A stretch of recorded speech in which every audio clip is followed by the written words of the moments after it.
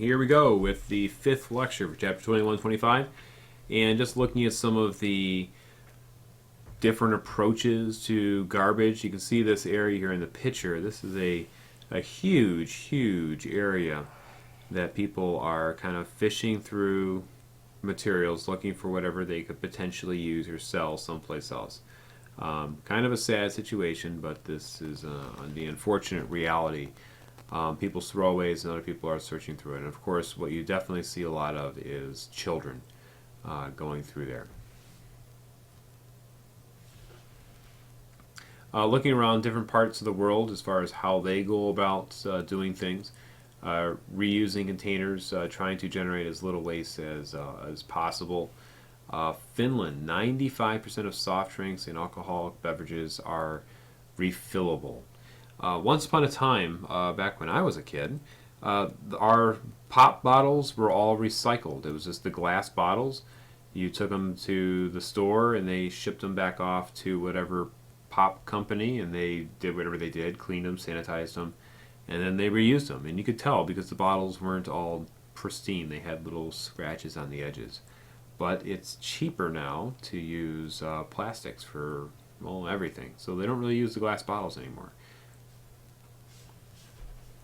Looking as far as the cost of these materials, interestingly, we can see as far as the energy, and not actually cost, but the energy, using an aluminum can once is very expensive. Using an aluminum can a few times, it's even cheaper.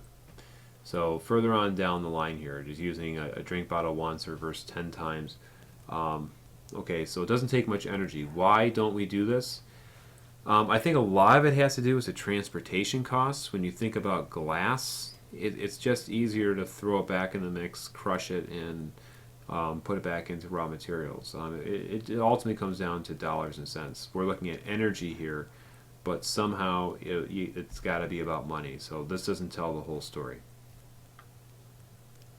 And you can kind of go through these, but a lot of things that we could all do to save energy and materials. All right, as far as recycling, just a couple definitions you should know. Closed loop or primary just means that you're using that material for something along the same lines. So think about pop bottles. You're recycling them and turning back into pop bottles. Secondary recycling is something that really was never the original intention of that material. So the whole car tires being used in football stadiums for the turf, or newspapers being used for insulation. It's good recycling, but just a different idea of what that material wasn't originally intended for. Composting, it's similar as far as a natural process, but we're using, material again in a way that wasn't originally intended, which is fine. That's good.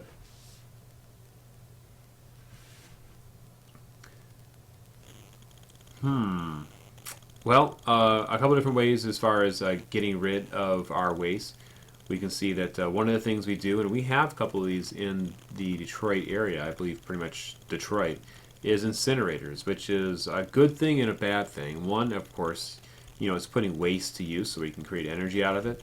But one of the potential problems is something we saw in the last chapter with air pollution, is if you don't do it properly, you can produce a lot of other potential pollutants which you really didn't intend.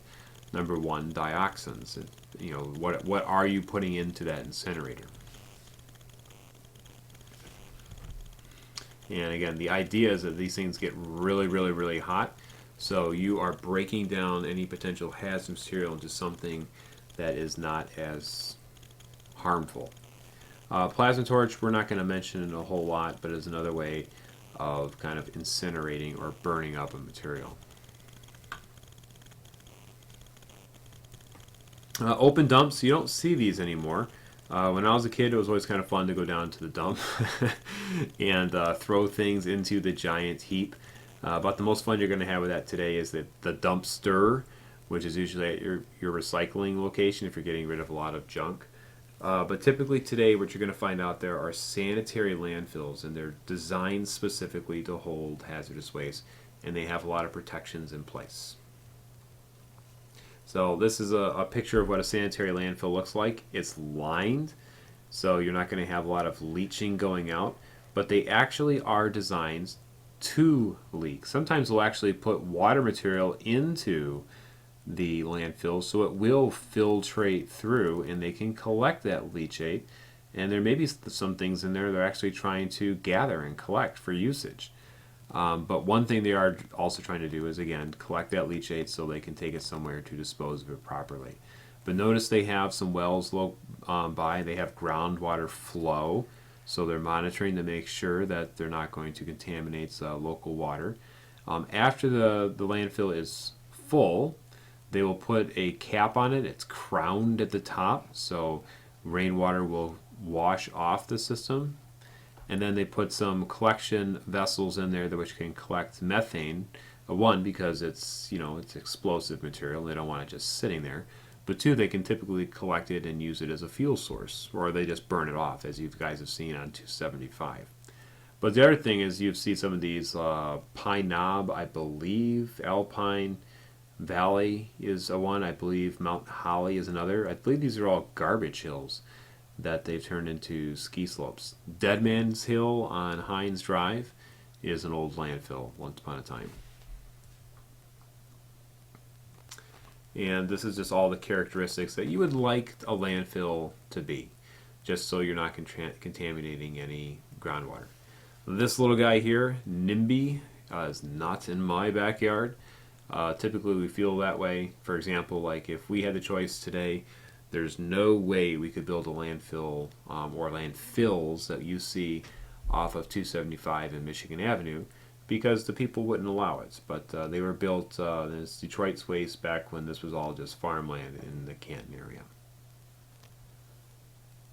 Problems, we already mentioned these back in the slides. You can have leaching, which could get into groundwater. You could have that methane.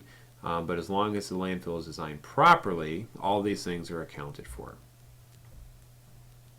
And, okay, who hasn't done this? Okay. But this is, again, with all these tires out there, think about it. All the cars in the road, cars typically go through a couple sets of tires out there. There's lots and lots of tires. And with waste, you have to find, if you're going to produce it, you have to find a place to put this material after a period of time. So a couple of the laws to take a look at here. RCRA, passed in 1976, is something called typically the cradle to grave system, which means you produce it, you're responsible for it forever. So you're going to have to be responsible for that material if you're actually going to have a process or produce something. CERCLA, that's what we mentioned with Love Canal. That's commonly known as the Superfund process or law. And it's, again, just a cleanup law.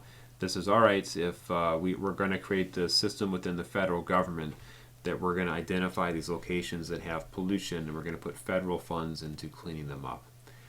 Many times we can produce something called a brownfield, which we'll talk about a little bit later on. And then you have this Ocean Dumping Act of 1972.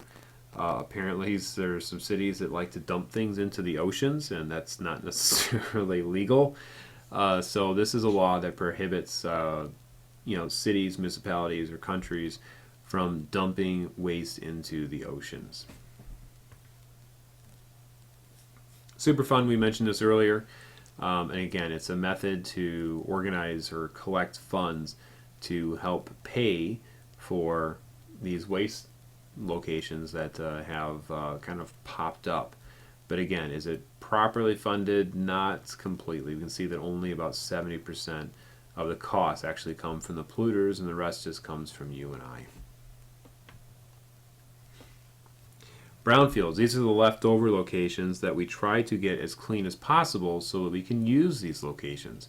A nice example of that might be the Packard plant in Detroit. So I would imagine that's a brownfield over there, but there's going to be all sorts of laws that are going to have some issues that they're going to have difficulty developing or redeveloping over there because they are brownfields. So they're going to have to work with whatever regulators to try to do whatever is necessary to cap off or make sure any contaminants don't bother people, and that it's a suitable location for they can do business. Again, whatever it is they happen to do.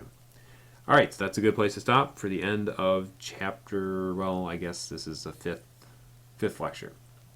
Okay.